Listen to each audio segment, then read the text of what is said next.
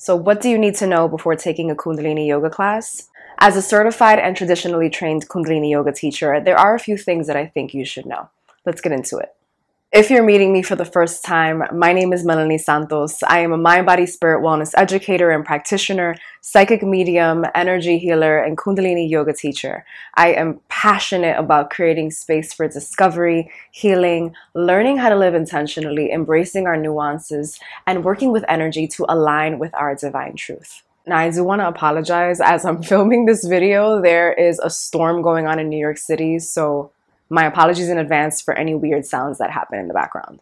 So first, let's talk about what is Kundalini and what is Kundalini Yoga. Meaning awareness and known as the nerve of the soul, Kundalini is the atomic energy of creative consciousness. It's the whole energy of the cosmos and the universe and the divine within and beyond ourselves. Our Kundalini resides dormant in the base of our spine in the root chakra or Muladhara, and when awakened, it travels up until it reaches the head, helping us break through the limitations of the human world, reconnecting us to our divine consciousness, strengthening our intuition, reuniting us with our highest self, leading us to our most divine truth, and helping us remember who we are. Kundalini awakening is a result of Kundalini Yoga, which is the fastest way to create transformation and establish alignment of your mind, body, and soul.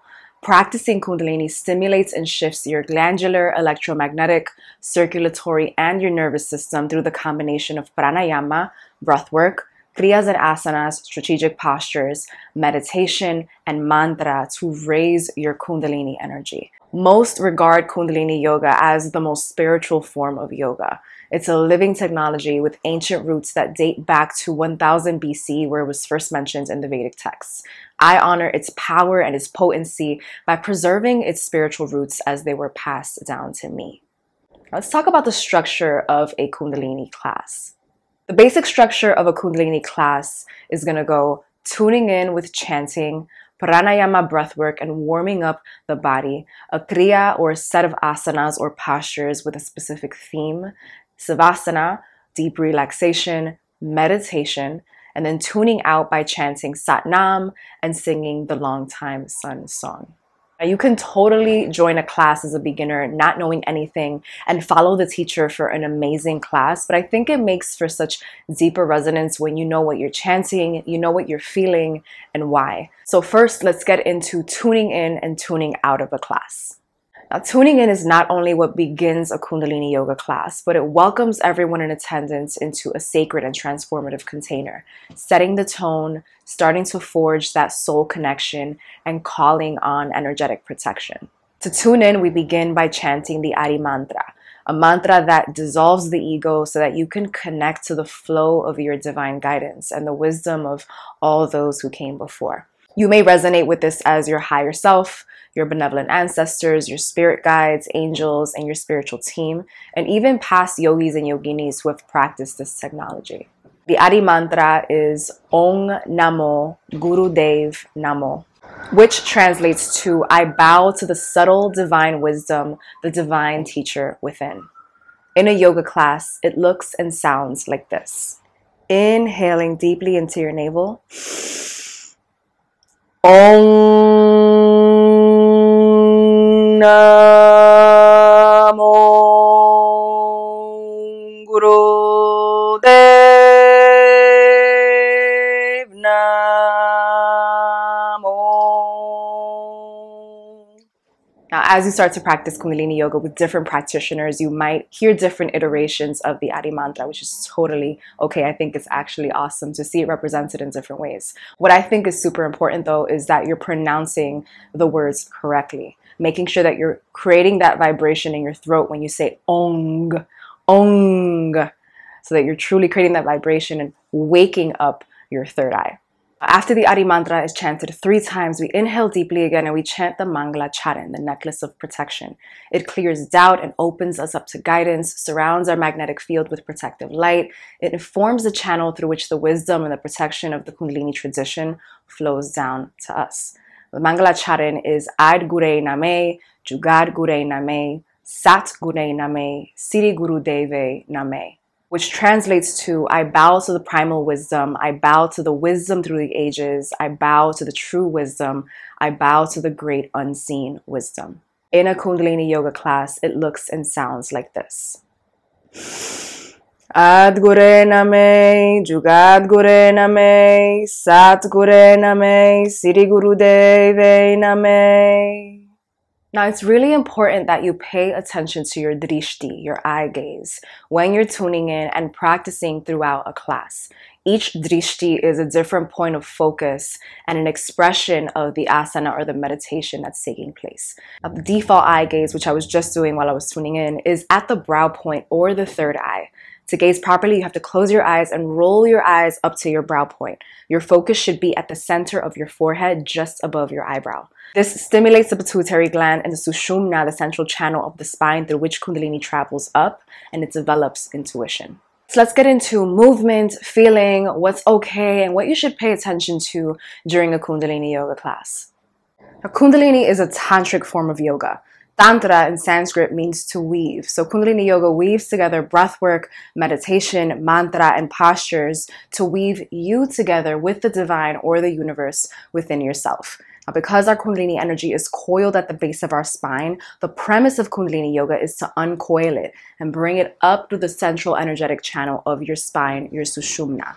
Now, the way that we do this in a Kundalini Yoga class is by building heat that pushes that energy up and locking and stabilizing the energy through our bandhas. You'll often hear your teachers say Mula Bandha or Uddiyana Bandha, or apply your root lock, which is basically inhaling deeply and squeezing your rectum, your sexual organs, and your navel to, again, awaken that dormant creative energy and push it up through your body, through your spine, until it reaches your crown chakra. Now, applying these root locks could cause sensations that are new to you, that in my opinion, people like to hype up a lot. You are manipulating your body and your breath in a way that you don't normally do. So you're basically doing something unordinary for extraordinary outcomes. So yes, it's going to feel different. Physical symptoms of Kundalini rising are going to vary from person to person, but some physical symptoms can be racing heartbeat, changes in body temperature, tremors and jerking, mood shifts due to deep emotional release, intensified energetic sensitivity. Because of this, it could be easier to perceive your own aura, your chakras, and energy in general, and extrasensory perception, being able to see, hear, and feel what you usually can't. Regardless of the type of yoga that you're practicing, every instructor should ask about any ailments or physical or medical conditions before the class begins. So please be honest with them and with yourself about what you can and cannot do. This includes being on your period and being pregnant. If you're somewhere in your wellness journey that might be adversely affected by the physical reactions that I just stated, then talk to your practitioner before you choose to take a class. If you're in the middle of a class and a particular asana is too difficult or physically uncomfortable for you to do, honor that and move your body into a more comfortable position. Yoga is about pushing past the mental ouch, but honoring the physical ouch. Now let's talk about how to show up to a class. Despite being rooted in tradition, Kundalini Yoga doesn't necessarily have strict rules when it comes to dress code, so practitioners are free to choose what works best for them. However, because it is designed to increase your sensitivity, enhance your aura, and strengthen your nervous system, I think approaching how you dress from an informed standpoint can really help make what you wear become a tool for your transformation and a tool for your clarity. Typically, you see people teaching and or attending a Kundalini Yoga class wearing white, loose clothing.